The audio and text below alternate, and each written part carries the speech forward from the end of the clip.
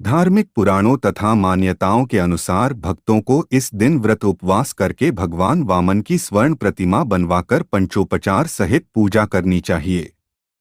ऐसा माना जाता है कि जो भक्ति श्रद्धा भक्तिपूर्वक इस दिन भगवान वामन की पूजा करते हैं, उनके सभी कष्ट दूर होते हैं।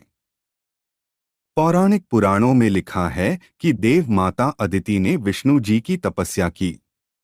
उनकी तपस्या से प्रसन्न होकर विष्णु ने उन्हें वरदान दिया कि वे अदिति के पुत्र के रूप में जन्म लेकर देवताओं को राजा बलि के भय से मुक्त करेंगे।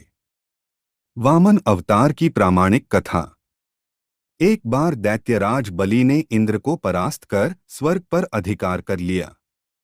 पराजित इंद्र की दयनीय स्थिति को देखकर उनकी मां अदिति बहुत दुखी हुई।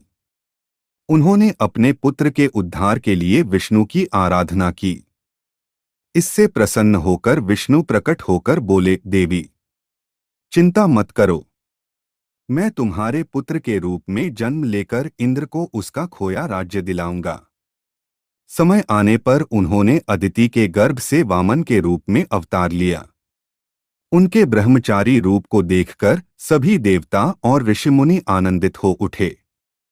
एक दिन उन्हें पता चला कि राजा बलि स्वर्ग पर स्थायी अधिकार जमाने के लिए अश्वमेध यज्ञ करा रहा है। यह जानकर वामन वहां पहुंचे। उनके तेज से यज्ञशाला प्रकाशित हो उठी। बलि ने उन्हें एक उत्तम आसन पर बिठाकर उनका सत्कार किया और अंत में उनसे भेंट मांगने के लिए कहा। इस पर वामन चुप रहे। लेकिन जब बलि उनके पीछे पड़ गया तो उन्होंने अपने कदमों के बराबर 3 पग भूमि भेंट में मांगी। बलि ने उनसे और अधिक मांगने का आग्रह किया, लेकिन वामन अपनी बात पर अड़े रहे। इस पर बलि ने हाथ में जल लेकर 3 पग भूमि देने का संकल्प ले लिया। संकल्प पूरा होते ही वामन का आकार बढ़ने लगा और वे वामन से विराट हो गए। उन्होंने एक पग से पृथ्वी और दूसरे से स्वर्ग को नाप लिया। तीसरे पग के लिए बलि ने अपना मस्तक आगे कर दिया। वह बोला, प्रभु, संपत्ति का स्वामी संपत्ति से बड़ा होता है। तीसरा पग मेरे मस्तक पर रख दें। सब कुछ गवा चुके बलि को अपने वचन से न फिरते देख वामन प्रसन्न हो गए।